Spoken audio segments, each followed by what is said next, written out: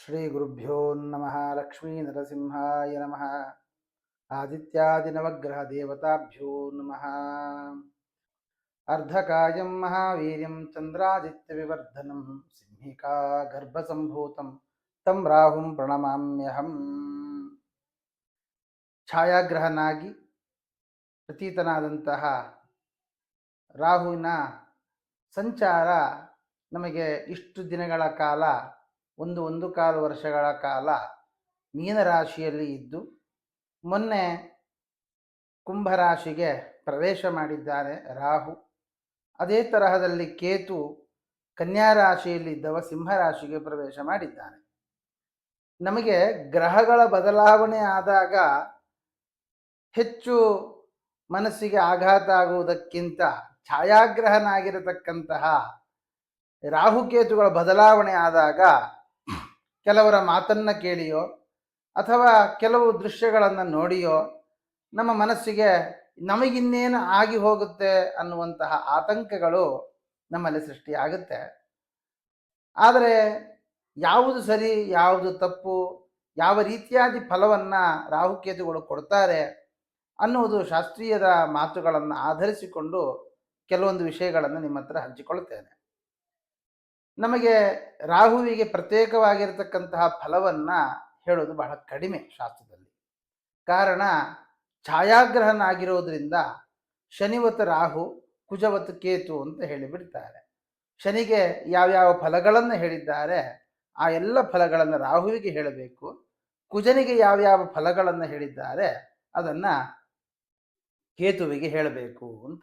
ರಾಹು ಕುಂಭರಾಶಿಯಲ್ಲಿ ಪ್ರವೇಶ ಮಾಡುವಾಗ ಏನು ಫಲವನ್ನು ಅವನು ಕೊಡ್ತಾನೆ? ಇದರಲ್ಲಿ ಎರಡು ವಿಷಯ ಇದೆ.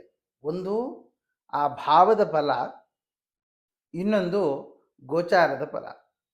ಅಂದರೆ ಈ ಕುಂಭರಾಶಿಯವರಿಗೆ ಲಗ್ನ ಅಂತ ಆದರೆ ಮೀನರಾಶಿಯವರಿಗೆ 12ನೇ ಮನೆ, ಮೇಷರಾಶಿಯವರಿಗೆ 11ನೇ ಮನೆ, ಹೀಗೆ ವ್ಯತ್ಯಾಸ ಆಗ್ತಾ ಹೋಗುತ್ತೆ.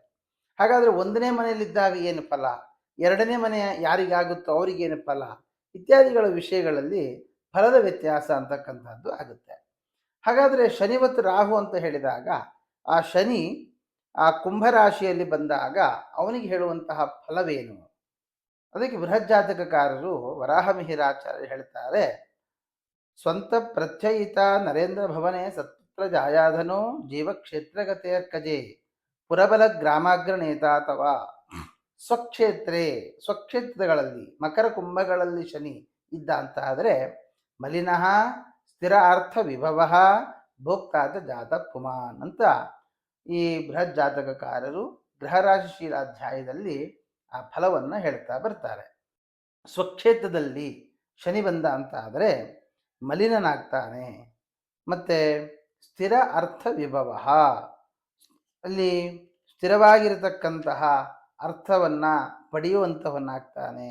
ಅಂದರೆ ಸಂಪತ್ತು ಬೇಕಾದಷ್ಟು ಬರ್ತಾ ಇರುತ್ತೆ, ಅದು ಸ್ಥಿರವಾಗಿ ಉಳಿತದೆ. ಅನೇಕರ ಹತ್ತಿರ ದುಡ್ಡು ಬಂದು ಎಲ್ಲಿ ಹೋಗುತ್ತೆ ಅಂತ ಗೊತ್ತಿಲ್ಲ ಸ್ವಾಮಿ, ನಮಗೆ ದುಡ್ಡು ಬರ್ತಾ ಇದೆ ಹಾಗೆ ಹೋಗ್ತಾ ಇದೆ ಅಂತ ಹೇಳ್ತಾರೆ. ಆದರೆ ಶನಿ ಇದ್ದ ಅಂತ ಆದರೆ ಹಾಗಲ್ಲ, ಬಂದ ದುಡ್ಡನ್ನು ಹಾಗೆ ಉಳಿಸಿಕೊಳ್ತಾರೆ. ಭೋಕ್ತಾ, ಈಗ ಭೋಕ್ತಾ ಅಂತಂದ್ರೆ 2-3 ಅರ್ಥ. ಒಳ್ಳೆ ಭೋಗಿಸುವವನು ಅಂತ ಅರ್ಥ, ಒಳ್ಳೆ ಊಟ ಮಾಡುವವನು ಅಂತಲೂ ಅರ್ಥ. ಜೊತೆಗೆ ನಮ್ಮ ಹತ್ರ ಸಂಪತ್ತಿರುತ್ತೆ, ಅದನ್ನು ನಾವು ಅನುಭವಿಸೋಲ್ಲ, ನಮ್ಮ ಮಕ್ಕಳಿಗಿರಲಿ ನಮ್ಮ ಮೊಮ್ಮಕ್ಕಳಿಗಿರಲಿ ಅಂತೇಳಿ ಕಾಪಾಡ್ಕೊಳ್ತಾ ಬರ್ತೇವೆ. ನಾವು ಅನುಭವಿಸೋದಕ್ಕೆ ಹೋಗೋದೇ ಇಲ್ಲ. ಆ ಥರ ಅಲ್ಲ, ಶನಿ ತನ್ನ ಸ್ವಕ್ಷೇತ್ರದಲ್ಲಿದ್ದಾಗ ಒಳ್ಳೆ ಭೋಗಿಸ್ತಾನೆ. ತಾನೇನು ಸಂಪಾದನೆ ಮಾಡ್ತಾನೆ, ಸಂಪಾದನೆ ಮಾಡಿದ ಸಂಪತ್ತನ್ನು ಭೋಗಿಸುವವನಾಗ್ತಾನೆ ಅನ್ನುವಂತಹ ಅರ್ಥವನ್ನು ನಾವು ತೆಗೆದುಕೊಳ್ಬೋದು.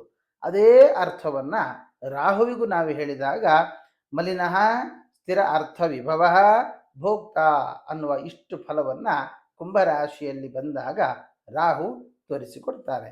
ಹಾಗಾದರೆ ಮೇಷಾದಿ 12 ರಾಶಿಗಳಲ್ಲಿ ಸಂಚಾರ ಮಾಡುವಾಗ ಈ ಎರಡು ಫಲಗಳನ್ನು, ಈ ಫಲವನ್ನು ಮತ್ತು ಗೋಚಾರದ ಫಲವನ್ನು ಎರಡನ್ನೂ ಕೂಡ ಮಿಶ್ರ ಮಾಡಿಕೊಂಡು ನೋಡ್ತಾ ಬರಬೇಕು. ಕನ್ಯಾ ರಾಶಿಗಾಗುವಾಗ 6ನೇ ಮನೆಯಾಗುತ್ತೆ. 6ನೇ ಮನೆ ಆದದ್ದರಿಂದಾಗಿ ಷಷ್ಠೇ ಸುಖಂ, ಆಯ್ತಾ, ಷಷ್ಠೇ ಮುನವು, ಅಲ್ಲಿ 6ನೇ ಮನೆಯಲ್ಲಿ ಬಂದಾಗ ಒಳ್ಳೆಯ ಸುಖವನ್ನು ಕೊಡ್ತಾನೆ. ಎಂತಹ ಸುಖ? ಷಷ್ಠಸ್ಥಾನ ಅಂತಕ್ಕಂಥದ್ದು ಶತ್ರುಸ್ಥಾನ, ಅಧಿಸ್ಥಾನ. ಅಂದರೆ ಶತ್ರುಗಳ ಪೀಡೆ ಏನಾದರೂ ನಮಗಿತ್ತು ಅಂತಾದರೆ ಆ ಶತ್ರುಗಳು ಕೂಡ ನಮ್ಮಲ್ಲಿ ಸಖ್ಯವನ್ನು ಮಾಡ್ತಾರೆ, ಸ್ನೇಹವನ್ನು ಉಂಟು ಮಾಡ್ತಾರೆ. ಆವಾಗ ಶತ್ರುಗಳ ಪೀಡೆ ನಮಗಿಲ್ಲದಾಗಿ ಆಗುತ್ತೆ. ಅದರಿಂದಾಗಿ ಒಂದಿಷ್ಟು ಸುಖವನ್ನು ನಾವು ಅನುಭವಿಸ್ತೇವೆ. ಅಷ್ಟೇ ಅಲ್ಲದೇನೆ ಷಷ್ಠ ಸ್ಥಾನ ಅನ್ನೋದು ಆರೋಗ್ಯ ಸ್ಥಾನವೂ ಹೌದು, ಅನಾರೋಗ್ಯ ಸ್ಥಾನವೂ ಹೌದು.